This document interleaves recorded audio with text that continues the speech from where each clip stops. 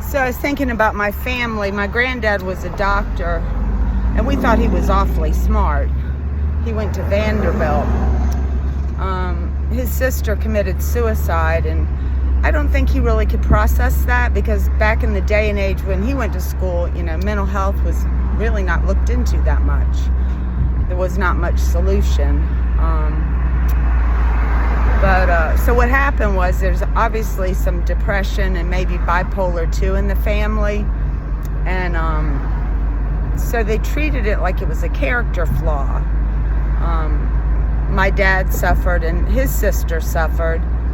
And whenever they were having behavioral issues that were permeating their lives and making their lives difficult by not getting jobs and stuff like that, they turned it into being a character flaw instead of an illness that needs treatment. But even back in the 50s and 60s, there was no treatment, and there wasn't really much therapy unless you're Freudian. So they just kind of had to suffer with it. And it was at a level that they didn't really have to go in the hospital, because they didn't try to kill themselves or anything. It was just, they couldn't do as well as, my dad got accepted to William and Mary, so he's a very smart person, but he really had to buckle down just to get through Virginia Tech. And for him, that was a huge accomplishment. Plus, he also served some time in the Marines. But anyway, so I think in the family that mental health, our family was in business with Edgar Allan Poe's family, the Allens, back in the 1800s. And so my family at times would talk around the table about how horrible Edgar Allan was to do drugs and to gamble for drugs and alcohol. And then, and nowadays times we know he suffered either depression or bipolar too. He had a mental health issue, like so many other artists, like Beethoven. And there was no relief from it in the way, I don't think lithium had been around, and we certainly didn't have antidepressants.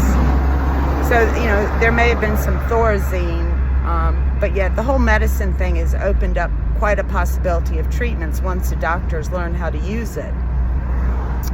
But so the fact that my dad, like my aunt, she liked horses, and I'm sure horses were very therapeutic, but they would say, oh, horses has ruined your Aunt HV. And I'm like, I didn't know as a child that she had bipolar. I did see her lose her temper a few times. And, but now that I'm an adult, I put it together, and I said, well, her chemistry was off. But I don't make it a character thing. And I think my family still is in that mode. They don't really understand. I think maybe they don't understand because they're scared. They don't want to go to NAMI, or they don't want to look into it. It's just easier to scapegoat me and point the finger and say, she's crazy and has poor character and there's no helping her, and we're out. We're not going to be her family anymore. And that all happened after my mom died. But it's been a little bit of an adjustment to get used to not having your family.